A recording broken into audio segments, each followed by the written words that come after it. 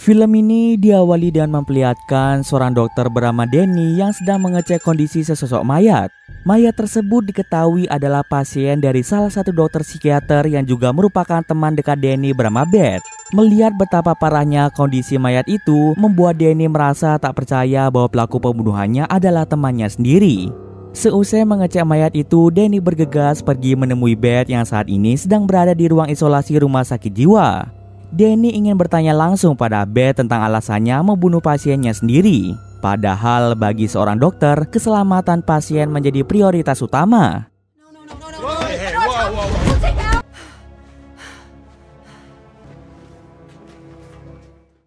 Danny sangat yakin Beth pasti memiliki alasan lain mengapa dia melakukan tindakan brutal seperti itu. Kemudian Danny meminta Beth untuk menceritakan awal mula kejadian yang menimpa Beth. Beth pun memulai ceritanya tentang masalah yang ia hadapi saat ini. Beth adalah seorang dokter psikiater yang memiliki reputasi sangat baik di kotanya. Semua orang di sekitarnya termasuk para pasiennya sangat menyayangi Beth dan menghormatinya. Ini karena jasa Beth yang telah banyak membantu pasiennya dalam menyelesaikan masalah mereka. Hard how? I'm an English professor. Let's discuss. Suatu hari saat sedang bekerja di kantornya, Beth didatangi oleh seorang remaja pria bernama Esa. Esa adalah seorang mahasiswa di Universitas Miskatonic. Kedatangan Esa ke sana untuk memohon pada Beth supaya dia mau membantu Esa dalam menyelesaikan masalahnya. Esa mengetahui informasi tentang Beth dari buku yang ditulis oleh Beth itu sendiri. Topik dari buku tersebut menjelaskan tentang pengalaman di luar tubuh di mana topiknya sangat sesuai dengan masalah yang dihadapi oleh Esa saat ini. Esa percaya hanya Beth satu-satunya orang yang bisa membantunya menyelesaikan masalahnya tersebut. Kemudian Esa menjelaskan tentang dirinya yang mengalami fenomena raganya keluar dari dalam tubuh dan berpindah ke tubuh ayahnya.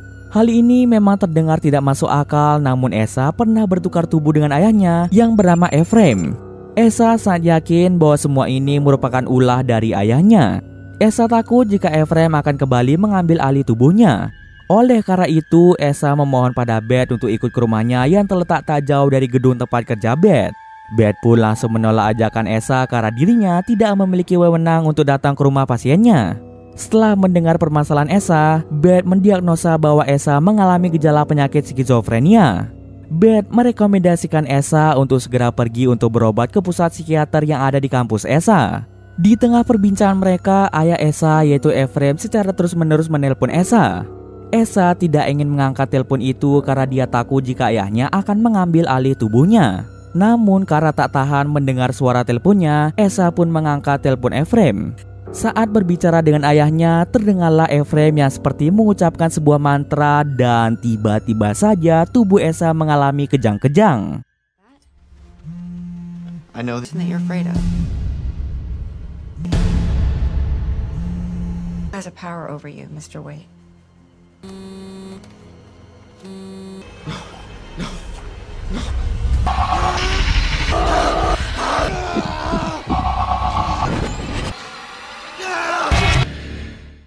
Setelah kejang-kejang itu berakhir, kepribadian Esa seperti berubah menjadi sosok yang berbeda. Esa yang saat ini berada di hadapan Beth terlihat sangat percaya diri dan tidak takut pada apapun. Dirinya tidak lagi terlihat panik dan ketakutan seperti saat awal bertemu dengan Beth. Melihat hal itu, tentunya Beth menjadi sangat kebingungan dikarenakan perubahan sikap Esa yang berubah secara drastis. Beth berpikir perubahan sikap yang diperlihatkan oleh Esa membuktikan bahwa Esa mengalami gangguan kepribadian ganda. Beth pun segera memberikan nomor teleponnya pada Esa, berharap Esa akan menghubunginya jika dia dalam kesulitan. Tanpa banyak basa-basi, Esa langsung pergi meninggalkan Beth.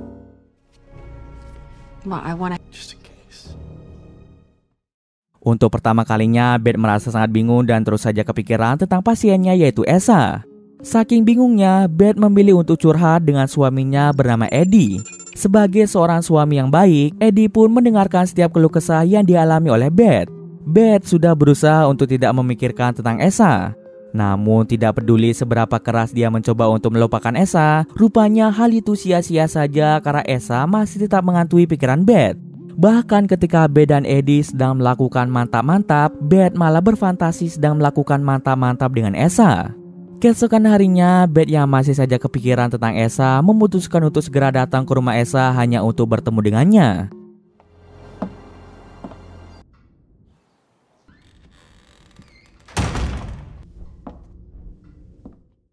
Tapi sesampai di sana, Esa ternyata sedang kabur dari rumah. Di rumah itu hanya ada ayah dari Esa, yaitu Ephraim.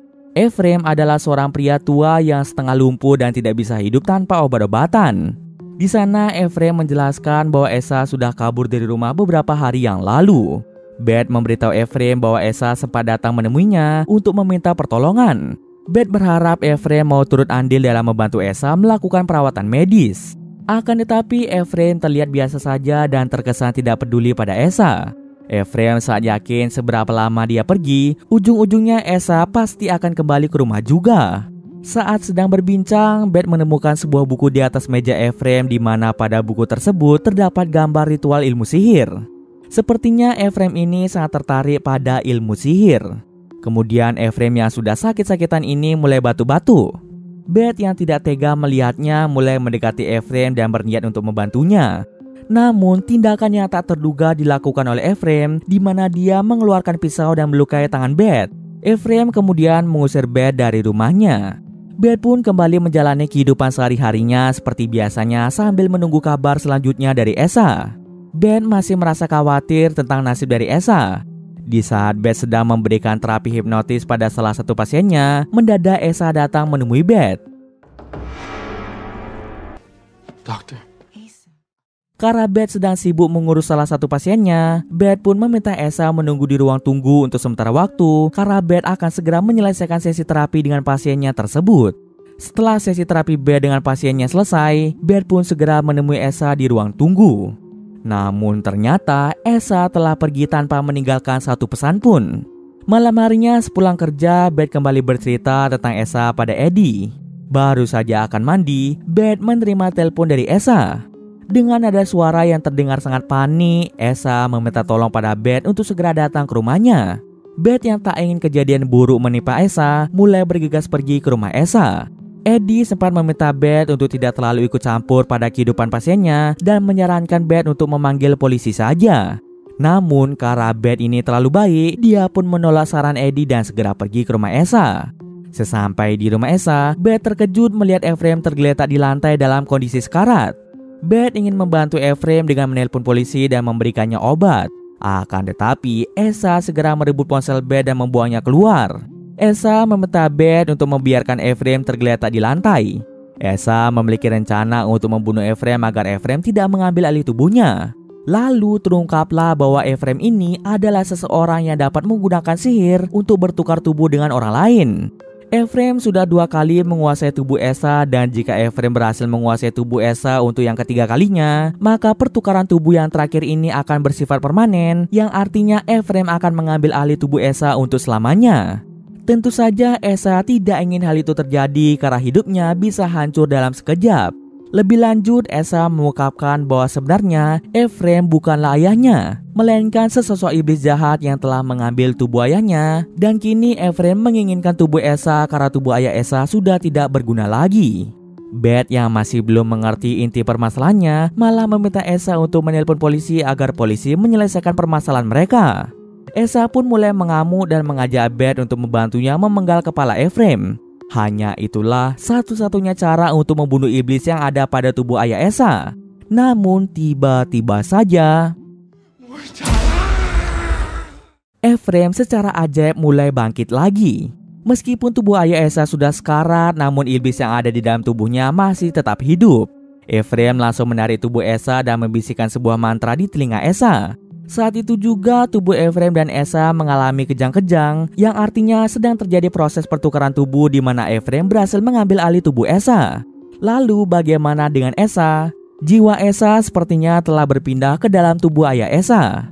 Beth yang masih belum mengerti hanya diam saja dan kebingungan dengan situasi yang terjadi saat ini.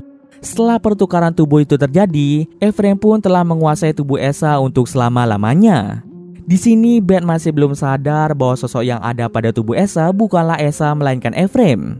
Beth masih mengira bahwa perubahan perilaku Esa adalah akibat gangguan kepribadian ganda.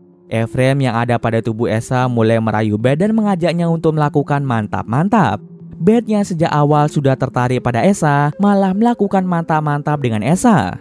Kesempatan itu pun digunakan Ephraim untuk mengucapkan mantra pertukaran tubuh agar Ephraim bisa menguasai tubuh Beth. Lalu terjadilah pertukaran tubuh secara singkat di mana Beth berada di dalam tubuh Esa, sementara Ephraim berada di dalam tubuh Beth. Tentu saja hal itu sangat mengejutkan bagi Beth dan tidak masuk akal baginya. Bagaimana bisa dirinya berada di dalam tubuh Esa dan Esa atau Ephraim ini berada di dalam tubuhnya? Kondisi ini tidak bisa dijelaskan secara medis sehingga Beth kesulitan memahaminya. Yang pasti ini semua terjadi akibat sihir.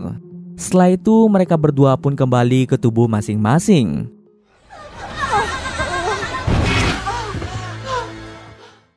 Lalu Ephraim menyadari bahwa Esa asli yang berada di dalam tubuh Ephraim telah menghilang tak kemana. Ephraim pun segera mencari Esa yang berusaha kabur darinya. Setelah Ephraim pergi, Beth melihat sedikit dari isi buku sihir milik Ephraim. Tiba-tiba saja Beth dikejutkan dengan kemunculan Esa asli yang ternyata masih bersembunyi di ruangan tersebut. Esa yang saat ini berada di dalam tubuh Ephraim memohon pada Beth untuk membantunya kabur dari Ephraim. Beth yang masih juga belum sadar tentang situasi saat itu malah meminta Esa untuk menjauh darinya.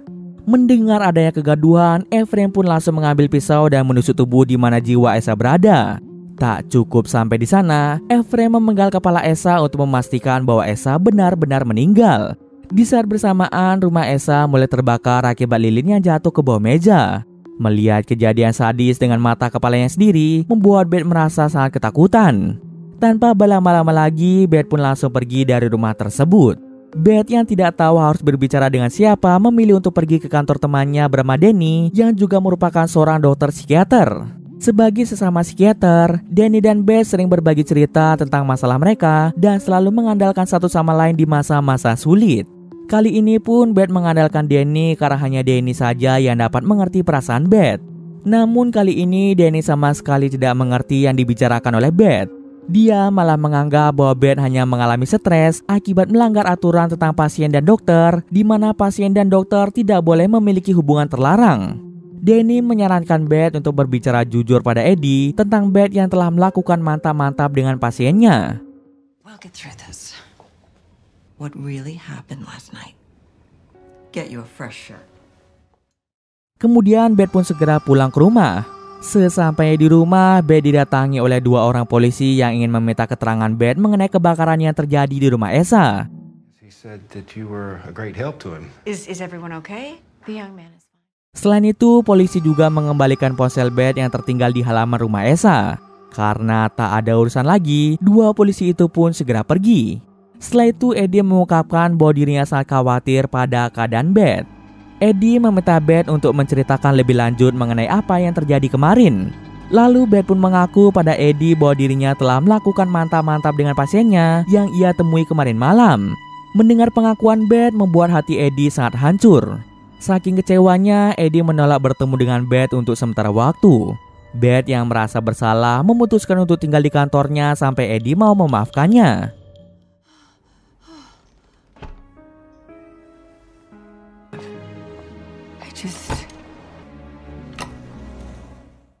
Beberapa hari kemudian, Beth menghubungi Eddie dan meminta untuk bertemu. Beth ingin meminta maaf dan berjanji akan melakukan apapun itu agar Eddie mau memaafkannya. Beth pun segera pulang ke rumah dengan harapan Eddie mau memaafkannya. Sementara itu di tempat lain, Ephraim yang ada di dalam tubuh Esa tengah bersiap untuk melakukan pertukaran tubuh dengan Beth. Ephraim dengan sengaja memborgol tangannya dan mengurung dirinya di ruang bawah tanah agar ketika Beth berpindah ke tubuhnya, Beth tidak bisa pergi kemana-mana. Setelah persiapannya selesai, Ephraim pun menelpon Beth yang saat itu baru selesai mandi. Tanpa ada kecurigaan, Beth pun mengangkat telepon Ephraim. Ephraim mulai mengucapkan mantra untuk bertukar tubuh. Dalam sekejap, Beth dan Ephraim pun kembali bertukar tubuh. Come on. What did you do? Did you drug me?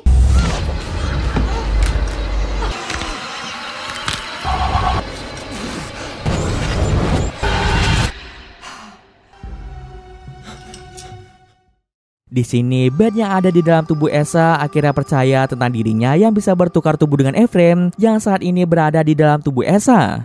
Beth pun melihat sekitarnya dan menyadari bahwa dirinya berada di ruang bawah tanah rumah Esa. Di sana, Beth melihat sebuah gambar iblis dan tumbal untuk melakukan ritual sihir.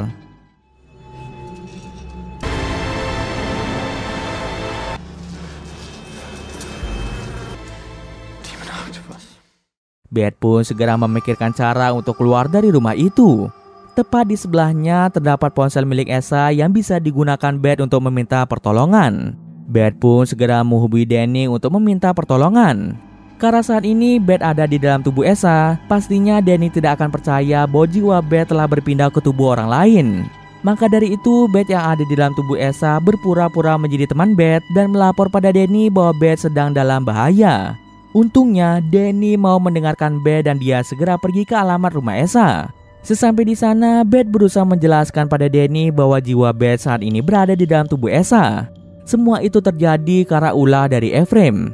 Di sini, Beth baru mengerti bahwa untuk menghentikan kejahatan Ephraim, tubuh dari orang yang dirasuki Ephraim harus dipenggal.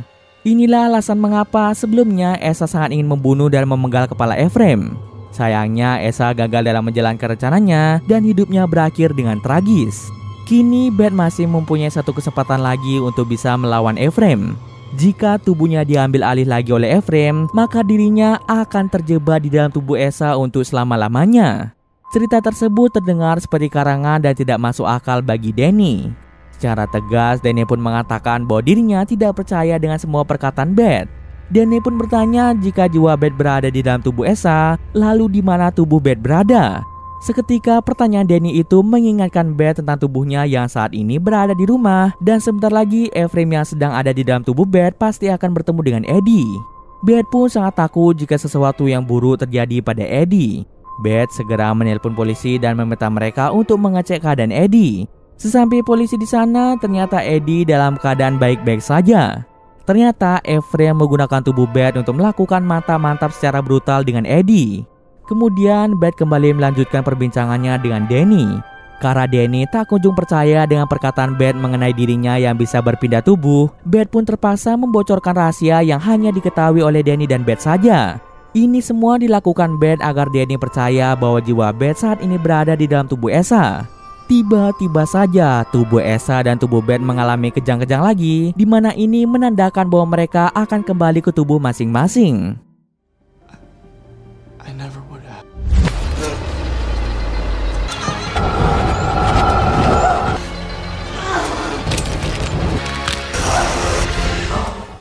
Setelah kembali ke tubuh Esa, Ephraim meminta Danny untuk segera pergi dari rumahnya. Calling me. You know, if I don't... Well, that's... Just tell me where she is. Danny pun terlihat kebingungan dengan perubahan sikap itu dan menganggap bahwa Beth dan Esa hanya sedang bermain-main saja. Sementara itu di tempat lain, Beth sangat bersyukur melihat Eddie yang dalam kondisi baik-baik saja.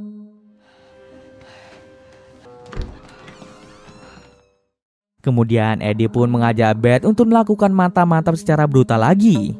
Disitulah Beth menyadari jika Ephraim telah melakukan kekerasan pada Eddie sambil melakukan mantap-mantap. Namun bukannya menolak, Eddie malah ketagihan. Beth yang takut jika tubuhnya akan dirasuki Ephraim lagi, meminta tolong pada Eddie untuk tidak lagi menemuinya. Demi melindungi Eddie, Beth rela meninggalkannya untuk sementara waktu. Beth pun mengucapkan salam perpisahan dan segera pergi meninggalkan Eddie yang masih bingung dengan apa yang terjadi. Kemudian Beth pun kembali ke kantornya. Beth yakin bahwa Ephraim pasti akan datang menemuinya. Hari ini Beth sudah memutuskan untuk menyelesaikan masalahnya dengan Ephraim. Dugaan Beth ternyata benar. Ephraim datang ke kantor Beth untuk bertemu dengannya. Beth mulai mengajukan pertanyaan seperti siapa sebenarnya Ephraim dan dari manakah asalnya. Ephraim menjelaskan bahwa dirinya adalah iblis yang sudah hidup sejak lama dengan cara berpindah-pindah dari satu tubuh ke tubuh lainnya. Ephraim sudah lupa sejak kapan dirinya hidup, tapi yang pasti dia sudah ada di bumi ini sejak ratusan tahun yang lalu. Karena tak ingin membiarkan orang lain menjadi korban Ephraim, Beth memiliki ide di mana ketika Ephraim mengucapkan mantra pertukaran tubuh, maka Beth akan melompat dari jendela gedung kantornya dengan harapan Ephraim akan mati di dalam tubuh Beth. Akan tetapi itu bukanlah sebuah cara yang tepat untuk membunuh Ephraim. Ephraim pun memberikan tantangan pada Beth, di mana Beth akan mendapatkan kehidupannya kembali apabila Beth berhasil membunuh Ephraim dengan pisaunya. Setelah itu, Beth pun mendapat ide dengan menghipnotis Ephraim menggunakan pantulan cahaya dari pisau. Free. Among the trees. Time is just a shadow. Body to body. Don't you get weary? Ternyata cara itu berhasil membuat Ephraim menjadi tidak fokus untuk sementara waktu. Beth menggunakan kesempatan itu untuk menusuk kepala Ephraim dan mendorongnya dari jendela kantornya.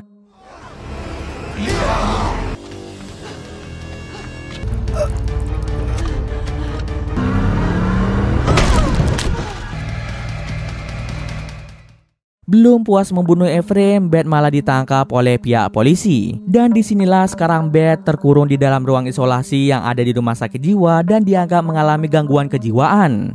Semua orang mengira bahwa Beth telah berubah menjadi gila akibat tindakan keji yang dia lakukan pada pasiennya sendiri. Lalu Beth menjelaskan pada Danny bahwa dirinya belum sempat memenggal kepala Ephraim. Beth pun meminta tolong pada Danny untuk memenggal kepala Ephraim agar Ephraim tidak bisa berpindah ke tubuh orang lain lagi. Setelah mendengar semua cerita Beth, Danny akhirnya mau percaya pada semua yang dikatakan oleh Beth. Di tengah perbincangan mereka, Beth mulai mengalami kejang-kejang lagi. Rupanya meskipun tubuh Esa telah hancur, Ephraim masih hidup di dalam tubuh Esa dan mulai mengucapkan mantra pertukaran tubuh. Jika saja Beth memenggal kepala Esa, pasti Ephraim tidak akan bisa hidup lagi. Namun semuanya kini sudah terlambat. Tubuh Beth telah sepenuhnya dikuasai oleh Ephraim dan jiwa Beth pun saat ini terjebak di dalam tubuh Esa yang sudah sangat hancur.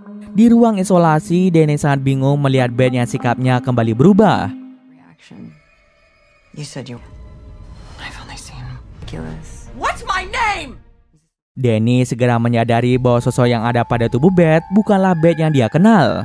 Tak berselang lama, satpam rumah sakit memanggil Danny untuk segera datang ke ruang mayat. Di sana terlihat tubuh Esa yang sudah sangat hancur mulai bergerak dengan sendirinya. Danny langsung mengetahui bahwa jiwa Beth saat ini berada di dalam tubuh Esa. Danny pun melakukan segala cara untuk membuat tubuh Esa tetap hidup agar jiwa Beth juga tetap hidup. Kemudian Danny pun kembali ke ruang isolasi untuk mengajar Ephraim yang telah mengambil alih tubuh Beth.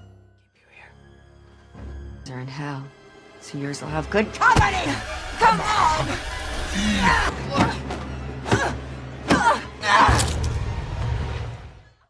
Namun sayangnya tubuh Danny malah diambil alih oleh Ephraim. Ephraim yang ada di dalam tubuh Danny meminta satpam untuk menangkap Beth. Jiwa Danny yang ada di dalam tubuh Beth berusaha sekuat tenaga untuk memberitahu satpam bahwa dirinya lah Danny yang asli. Ketika Ephraim yang ada di dalam tubuh Danny ingin membunuh Beth, dia malah menjatuhkan pistolnya. Danny pun segera mengambil pistol itu agar Ephraim tidak bisa menyakitinya. Di saat bersamaan, ternyata jiwa Beth masih hidup di dalam tubuh Esa. Danny yang merasa kasihan pada Beth memilih untuk membunuh Beth agar dia tidak merasakan rasa sakit akibat luka yang ada pada tubuh Esa. Kemudian Ephraim kembali berpindah ke tubuh Beth. Wait, hold on. Lalu Ephraim langsung menembak satpam yang melindungi Danny. Ketika Ephraim ingin membunuh Danny, sayangnya peluru pistolnya telah habis. Kesempatan itu pun digunakan oleh Danny untuk menyerang Ephraim. Dengan sisa tenaganya, Danny ingin memenggal kepala Beth, tapi sayangnya rencana Danny gagal. Ephraim yang ada di dalam tubuh Beth mulai mengucapkan mantra pertukaran tubuh agar bisa berpindah ke tubuh Danny lagi. Come on. Battalion. Get her off. Come on. Scene akhir memperlihatkan Ephraim yang telah berada di dalam tubuh Danny. Lalu dia pun kedatangan tamu yang ternyata itu adalah Eddie. Eddie datang pada Danny untuk curhat mengenai Beth yang berubah menjadi gila.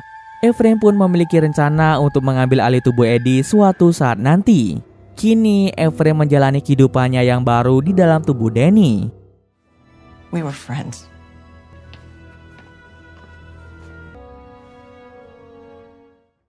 Lalu bagaimana dengan nasib Danny yang asli? Kini Danny yang asli telah terjebak di dalam tubuh Beth untuk selama-lamanya. Kehidupan Danny pun sangat menyedihkan di mana dia dikurung di dalam ruang isolasi sampai batas waktu yang tidak bisa ditentukan. kemungkinan terbesarnya Danny pasti akan menjadi gila akibat hidup di dalam tubuh orang lain dan dikurung di ruangan terisolasi. Dan cerita pun selesai. Oke, mungkin sekian dulu video kali ini. Jika ada kesalahan gue mohon maaf. Oke, see you next video guys.